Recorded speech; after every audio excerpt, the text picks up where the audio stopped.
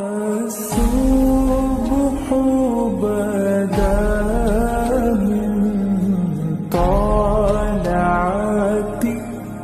میرے رسول پاک علیہ السلام کا دروازہ سب سے بڑا دروازہ ہے، حضور کا دروازہ سب سے بڑا دروازہ ہے، لیکن میرے دوستو یاد رکھنا نبی پاک علیہ السلام نے بھی لوگوں کو جب رستہ دکھایا ہے تو رب کریم کا رستہ دکھایا ہے، اللہ کا رستہ دکھایا، اللہ کریم کا رستہ دکھایا، لوگوں رب کی طرف توجہ کرائی۔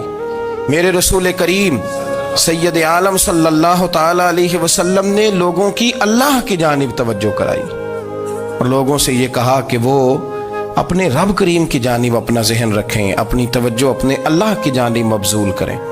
میری بات کو اچھے طریقے سے سمجھیے گا، علم اللہ تبارک و تعالی عطا کرتا ہے تو اسے اللہ کی عطا ہی سمجھنا چاہیے۔ کچھ لوگوں کے پاس علم ہوتا ہے پر علم نافع نہیں ہوتا، وہ ٹامک ٹونجا مارتے رہتے ہیں ساری زندگی۔ علم کو اللہ کی عطا سمجھیں، اپنی عقل پر اپنے شعور پر زیادہ بھروسہ نہ سمجھیں، نظر اللہ پہ رکھیں۔ حضرت مولا علی شیر خدا کرم اللہ تعالی وجہہ الکریم سے کسی نے پوچھا تھا بڑا عالم کون ہوتا ہے؟ ہمارے ہاں تو اب وہ والے عالم پائے جاتے ہیں نا اللہ ماشاءاللہ، جو ممبر پہ بیٹھتے ہیں تو دعوے ہی دعوے، ممبر پہ بیٹھتے ہیں تو دعوے ہی دعوے، اس طرح کے عالم ہمارے ہاں پائے جاتے ہیں، وہ ہر بات میں دعویٰ کرتے ہیں، میں یہ کر دوں گا، میں وہ کر دوں گا۔ یہ مزاج علماء کا نہیں۔ حضرت علی المرتضیٰ سے کسی نے پوچھا بڑا عالم کون ہوتا ہے؟ فرمایا بڑا عالم وہ ہوتا ہے کہ جسے مسئلے کا پتہ نہ ہو تو وہ کہہ دے مجھے نہیں پتا، میں پتہ کر کے بتاؤں گا، غلط بات بیان نہ کرے۔ امام مالک سے کسی نے کوئی مسئلہ پوچھا تو آپ فرمانے لگے مجھے اس سوال کا جواب نہیں آتا، ہمارے بزرگ سمجھاتے کیا ہے؟ وہ کہنے لگا آپ اتنے بڑے امام ہیں تو اس سوال کا جواب نہیں آتا۔ آپ فرمانے لگے اگر مجھے ہر سوال کا جواب آتا پھر تو میں خدا ہوتا، مجھے ہر سوال کا جواب نہیں آتا، مجھے تو اتنا آتا ہے جتنا میرے رب نے مجھے عطا کر دیا ہے۔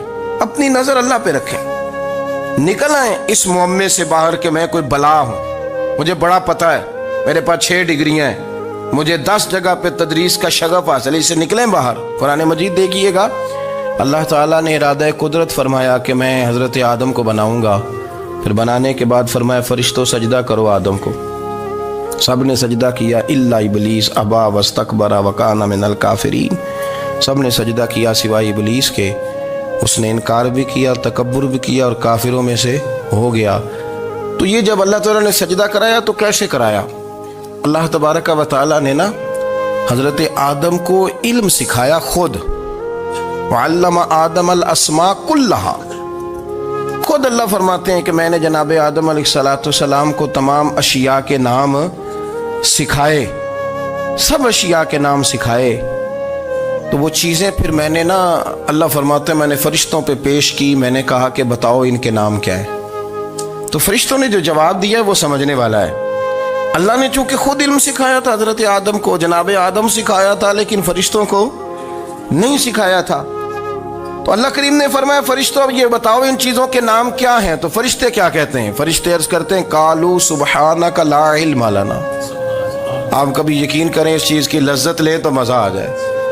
کہا قالوا سبحانک، کہنے لگے تو پاک ہے، قالوا سبحانک، کہنے لگے تو بھئی آدم علیہ السلام کو نام سکھا لیے، پھر فرشتوں کے سامنے وہ چیزیں پیش کر کے کہا ان چیزوں کے نام بتاؤ، تو فرشتے کیا کہتے ہیں؟ کہتے ہیں قالوا سبحانک، تو پاک ہے، لا علم لنا، ہمارے پاس کوئی علم نہیں، الا ما علمتنا، ہمیں تو اتنا پتہ ہے جتنا تو نے ہمیں سکھا دیا، ہمیں تو اتنا پتہ ہے جتنا تو نے ہمیں، لا علم لنا، ہمارے پاس کوئی علم نہیں ہے، اتنا ہی پتہ ہے جتنا تو نے ہمیں سکھا دیا ہے، اس سے زیادہ ہمارے پاس علم۔ اور یہ کیوں تو نے ہمیں جتنا سکھایا اتنا پتہ ہے؟ فرشتے یہ نہیں کہتے یا اللہ تو زیادہ سکھا، آدم کو دیا تو ہمیں بھی دے، یہ نہیں فرمایا، فرمایا انکا انت العلیم الحکیم، اے اللہ تو علم والا بھی ہے اور حکمت والا بھی ہے، تجھے پتہ ہے کس کو کتنا دینا ہے،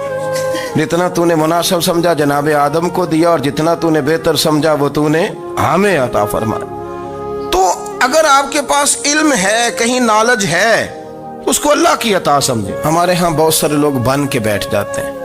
میں اکثر کہتا ہوں کہ پھر وہ دعوے کرتے ہیں میرے علاقے والے جاہل ہیں، میرے شہر والے جاہل ہیں، میرے خاندان والے پڑھے نہیں.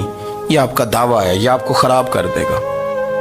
ہم نے بہت سارے ایسے لوگ دیکھے جو بہت بڑے عالم تھے، لیکن اللہ جب لینے پہ آیا تو عقل ہی لے گیا، شعور ہی چلا گیا، حافظے ختم ہو گئے.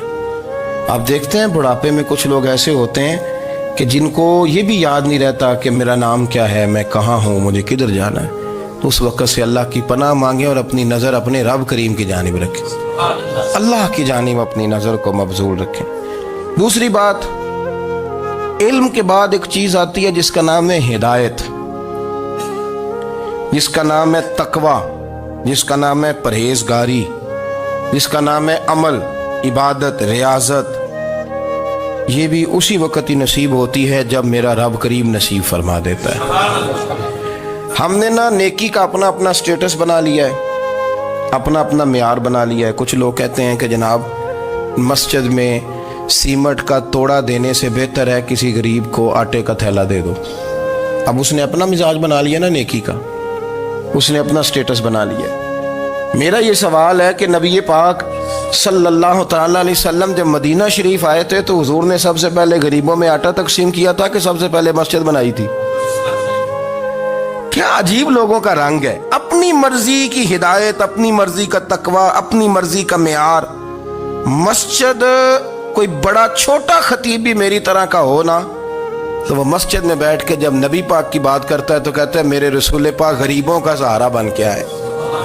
وہ غریبوں کی بات کرتا ہے، مسکینوں کی، لاچاروں کی، کمزوروں کی بات. تو مسجد ہی تو وہ ادارہ ہے جہاں سے غریبوں کی بات ہو رہی.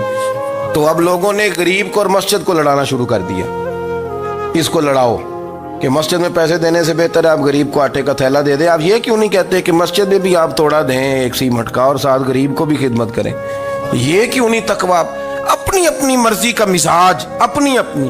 کچھ لوگ کہتے ہیں چھوڑو جی، ساری زندگی انسان نماز پڑھتا رہے اور پھر گالیاں بھی دیتا رہے، بندہ داڑھی بھی رکھ لے اور جھوٹ بولنا بھی نہ چھوڑے. تو یہ آپ نے اپنے پاس سے تقوی کا معیار بنایا.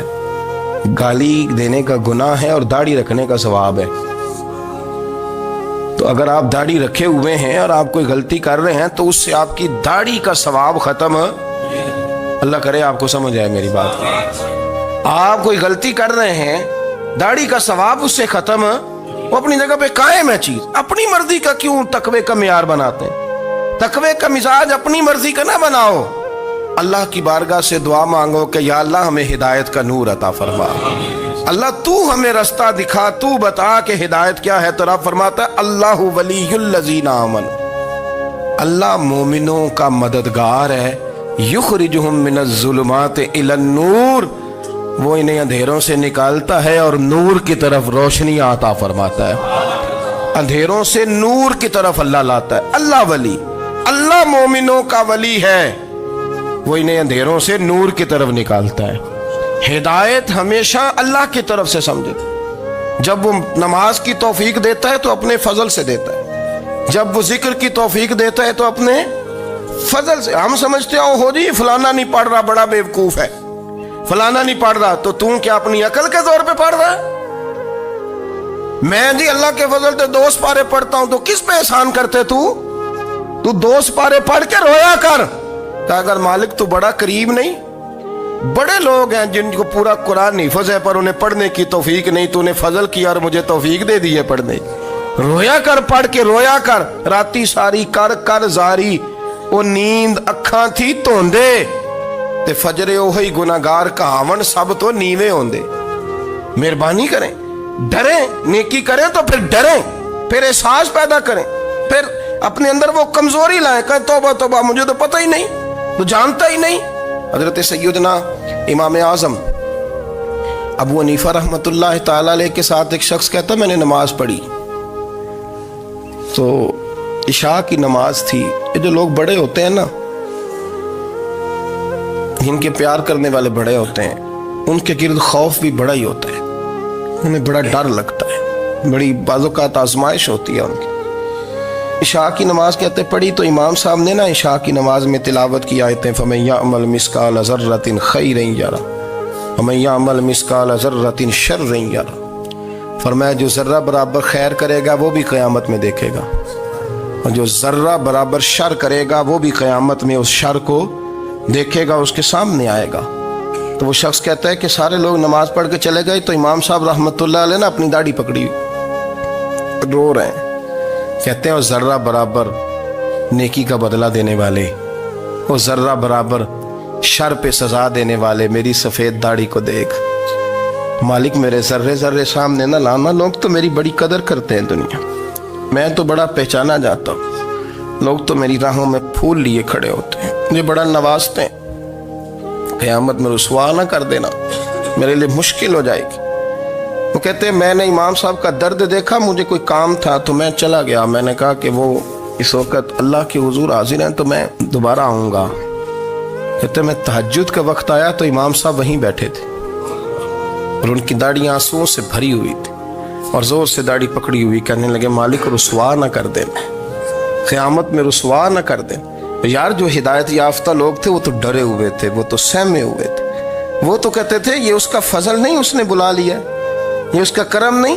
حضرت باعزید بستامی کسی کافر کو دیکھتا تو رو پڑتے، کہتے مالک تو کتنا قریب ہے، یہ بے ایمان رہ گیا، تو نے اپنے فضل سے مجھے اپنے نبی کا غلام بنا لیا، وہ رو پڑتے۔ یہاں تو لوگوں کا دعویٰ ہی بڑا ہے، نمازی اللہ خیر فرمائے وہ تو دوسروں کو گھورتا ہے، وہ کہتا ہے جنت کا میں مالک ہوں، کنجیاں میرے پاس ہیں، میں کسی اور کو گھسنے نہیں دوں گا، اور اگر 2-3 حج کر لے تو پھر تو وہ کہتا ہے کہ اب میرے سے پوچھ کے لوگ جنت میں جائیں گے معاذ اللہ، اور اگر وہ 2 4 5 7 دفعہ کوئی نفل پڑھ لے تو پھر وہ کہتا ہے چھوڑیں جی سارے لوگ بے عمل ہیں، میں اکیلا نیک ہوں۔ نہ ایسا کریں، اپنی توجہ اپنے رب پہ رکھیں، اپنی توجہ اپنے معین الملت والدین، عطائے رسول، ہند الولی، غریب نواز، خواجہ معین الدین چشتی، حضرت خواجہ اجمیر، شاہ اجمیر، شاہ اجمیر، والی ہندوستان، آخری عمر میں نا سارا دن روتے گزر جاتا،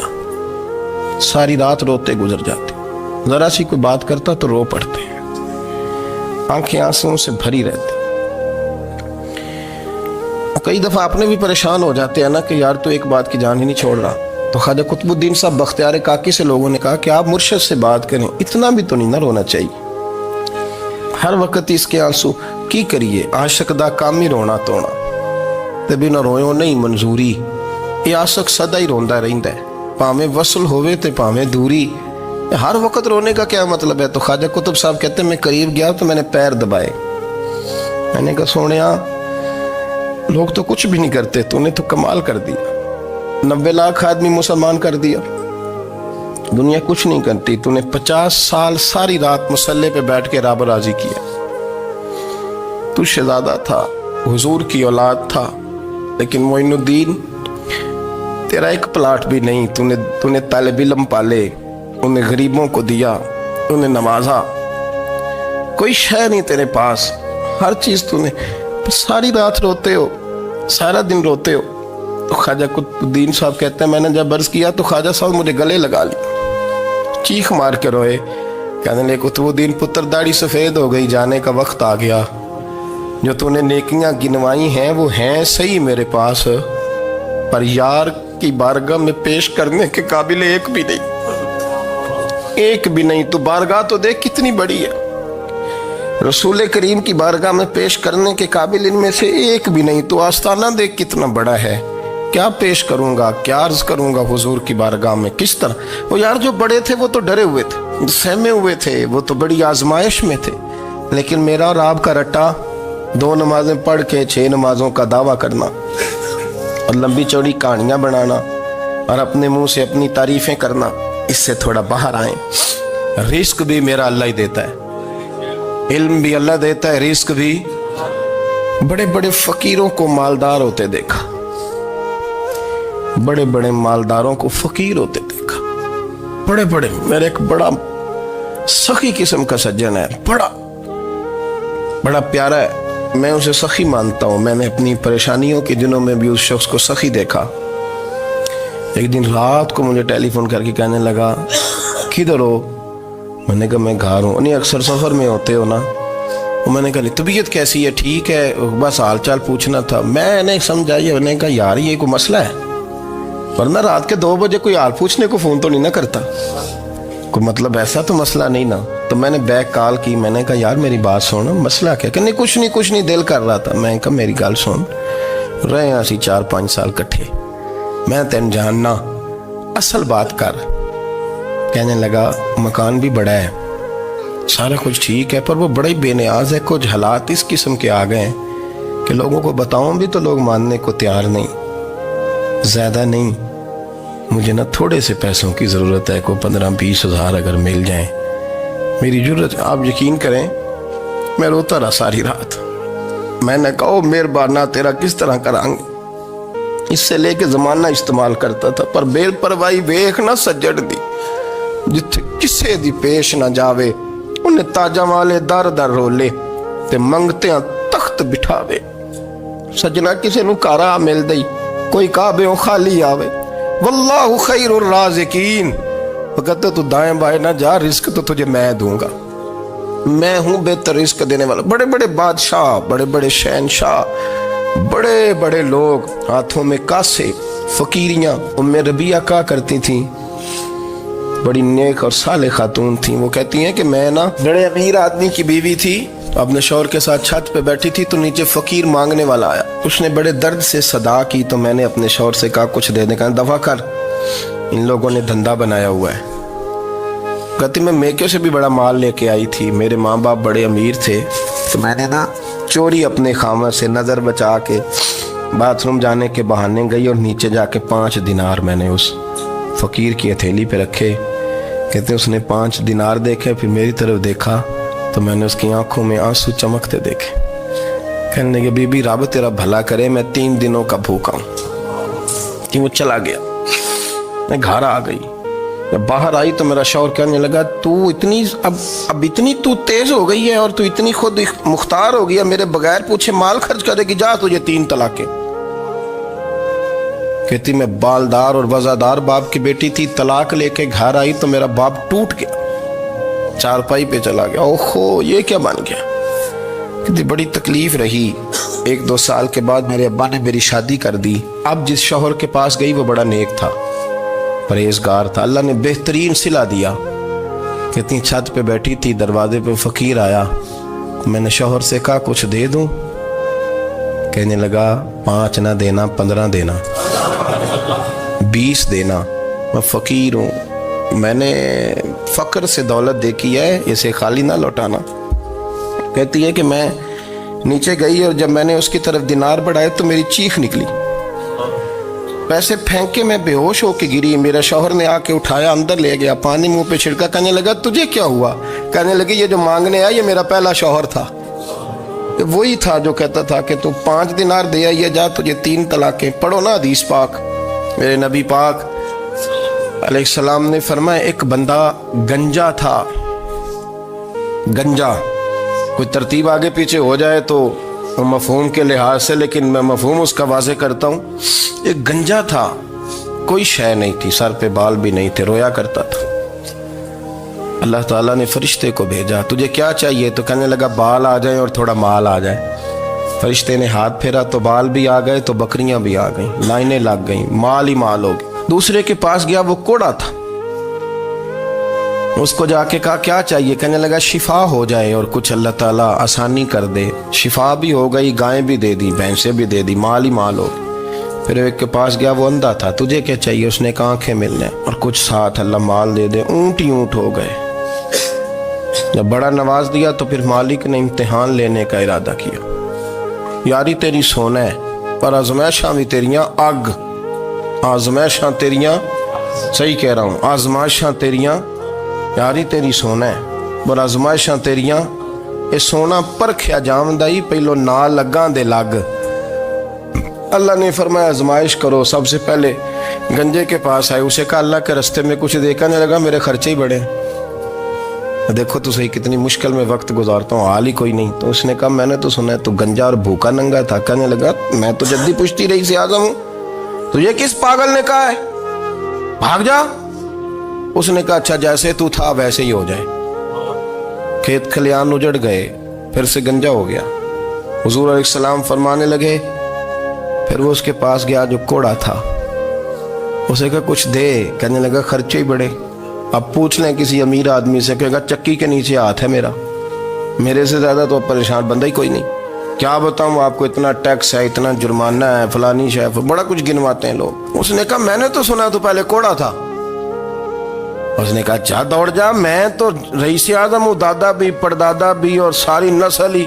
اس نے کہا اچھا جیسے تو تھا ویسے ہی ہو جائے. پھر وہ گیا اندھے کے پاس اور جا کے کہا اللہ کے نام پہ کچھ دے. تو وہ کہنے لگا رب کے نام پہ؟ یہ کھڑے ہیں اونٹ, جتنے تیرے دل کرے لے دا. اس نے کہا کیا معنی اس بات کا؟ کہنے لگا یار تجھے کیا بتاؤں, میں تو اندھا تھا, میں نے تو کبھی دنیا دیکھی نہیں تھی. پھر اس کریم نے فضل کیا تو مجھے بڑا کچھ دکھایا. میں کیا بتاؤں, میرا دل کر رہا ہے کہہ دوں کہ پھر اس نے کعبہ دکھایا, پھر اس نے روضہ رسول دکھایا, پھر اس نے ریاض الجنہ کے سجدے دکھائے, پھر اس نے اپنے محبوب کے دروازے کی رونقیں دکھائیں. اس نے بڑا کچھ دیا, اس نے بڑا نوازا. میرے پاس تو شاید میں بدکار پرانا خادم, کسے در ملی نہ ٹوئی. واصف یار نے نظر جو کی تھی, پھر واصف ہی ہوئی. یہ تو اس کا کرم ہوا. تو یہ وہ کہنے لگا تو اللہ کے نام پہ جان مانگ, میں وہ بھی دینے کو تیار. میرے پاس تو شے کوئی نہیں تھی, مجھے تو اپنا پتہ ہے, میں تو کوئی شے نہیں تھا, کچھ نہیں تھا میرے پاس. یہ تو ان کا کرم ہے کہ رخ ان کا ادھر ہے. اور مختصر سی میری کہانی ہے, یہ جو بھی ہے ان کی مہربانی ہے. تو وہ کہنے لگا میں بھی کچھ لینے نہیں آیا تھا, تیری آزمائش ہی کرنے آیا تھا. تیری عزتیں بھی سلامت رہیں گی, تیرا مال بھی سلامت رہے گا, تیری شفا بھی. اپنی زندگی میں کبھی بھی اللہ کی بارگاہ سے توجہ ادھر ادھر نہ کریں. چھوڑیں لوگ کیا کر رہے ہیں, دنیا کیا کہہ رہی, کبھی بھی اپنی توجہ دائیں. ہمارا یہ مسئلہ بن گیا کہ ہماری سیاست ہے, ہماری دنیا داری ہے, ہم بندوں کو راضی کرنا چاہتے ہیں. ہم دیکھتے ہیں کون کس طرح, اور آپ یقین کریں آپ تھک جائیں گے, بندے راضی نہیں ہوں گے, وہ نہیں راضی ہوتے. آپ ان کو منا کے لائیں گے تو ادھر والے نکل جائیں گے, ادھر کو منائیں گے تو ادھر والے نکل جائیں گے. اس چکر سے باہر آئیں, اس رب کو راضی کریں جو فرماتا ہے ان الذین آمنوا وعملوا الصالحات سیجعل لهم الرحمن ودا. فرمایا تو ایمان لانے کے بعد نیک عمل کر, میں لوگوں کے دلوں میں تیری محبت پیدا کر دوں.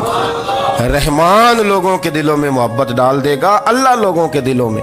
اپنی نظر ہمیشہ اپنے رب پہ رکھیں. اتنی لمبی چوڑی دنیا داروں سے امیدیں نہ وابستہ کریں. میں نے دیکھا ہے لوگ کاسا لیسی کرتے ہیں, کبھی اس کے دروازے پہ کبھی اس کے دروازے پہ. ان چکروں سے باہر آئیں اور اپنے رب کی بارگاہ کی طرف توجہ کریں. استغفار شوق سے پڑھا کریں, اور اکیلے میں نا, اکیلے میں. حضرت رئیس المتکلمین مولانا نقی علی خان صاحب رحمۃ اللہ نے لکھا ہے کہ فرعون 500 سال حکومت کر گیا. یہاں تو 5 سال کی حکومت کی پیر لڑکھڑاتے ہیں, 500 سال. فرماتے اصل وجہ یہ تھی کہ دنیا جب سو جاتی تھی نا تو اوپر چادر لے کے تو مصلے پہ بیٹھ جاتا تھا اور ہاتھ باندھ کے کہتا تھا رب تو ہی ہے, میرا پردہ نہ کھولنا, مالک تو ہی ہے, کرم نوازی کرنا, میری پکڑ نہ کرنا. وہ بے ایمان ہو کے اگر 500 سال ہاتھ باندھے تو گزارا کر لیتا ہے, تو ایماندار ہے. پر مسئلہ یہ ہے کہ تو رات کو بکل مار کے ہاتھ نہیں نہ باندھتا, تو منت نہیں کرتا, تو استغفار نہیں کرتا. توبہ کریں تو بچے رہیں. وہ اتنی لمبی حکومت کر گیا چونکہ رات کو کہتا تھا مالک رب تو ہی ہے, لیکن مہربانی فرما, میری پکڑ نہ فرمایا, تو اللہ نے تو اس کو مہلت دے دی.